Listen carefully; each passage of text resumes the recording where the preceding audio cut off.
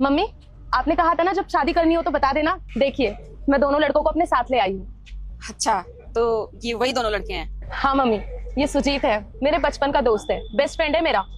और ये राजा है, इसने कुछ दिनों पहले ही ऑफिस ज्वाइन किया है। हम दोनों साथ में ही काम करते हैं। और अभी कुछ दिनों पहले इसने मुझे शादी के लिए प्रपोज भी किया है।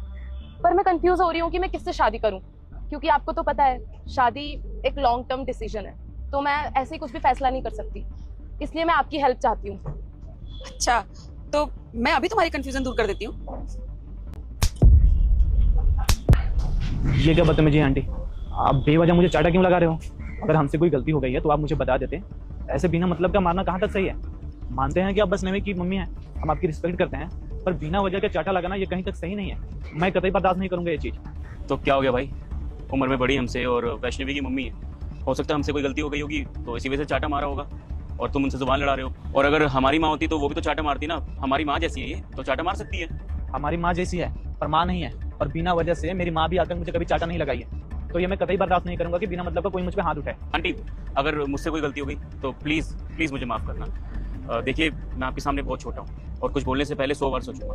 लेकिन हाँ, अगर अभी भी आपको लगता है कि आप मुझे चाटा मार के खुश रहोगे तो आप मुझे एक और चाटा मार सकते हो, मुझे बिल्कुल ही बुरा नहीं लगेगा। मम्मी, इधर आइए मेरे साथ 1 मिनट। वैष्णवी, तुम्हें लग रहा होगा ना माँ ने इन दोनों को थप्पड़ क्यों मारा? हाँ माँ, अरे मैं तो इन दोनों को आपसे मिलवाने के लिए लेकर आई थी और आपने पहली बारी में इनको थप्पड़ मार दिया। पर बेटा, तुमने ही तो बोला था तुम्हें कंफ्यूजन हो रही है कि तुम किससे शादी करो, तो बस मैं तो वही कंफ्यूजन दूर कर रही थी। ओ अच्छा, अब समझी। तो मेरे लिए राजा ठीक है। वो कैसे? वो ऐसे कि जब आपने राजा को थप्पड़ मारा तो राजा ने आपको बोला कि आप उसकी माँ जैसी हैं, और अगर उससे कोई गलती हुई हो तो आप उसको दूसरा थप्पड़ भी मार सकती हैं। और यहीं पर जब सुजीत को आपने थप्पड़ मारा तो सुजीत ने कैसे आपको उल्टा जवाब दिया कि उसकी कोई गलती नहीं है, तो आपने उस पर हाथ कैसे उठाया। अब समझी।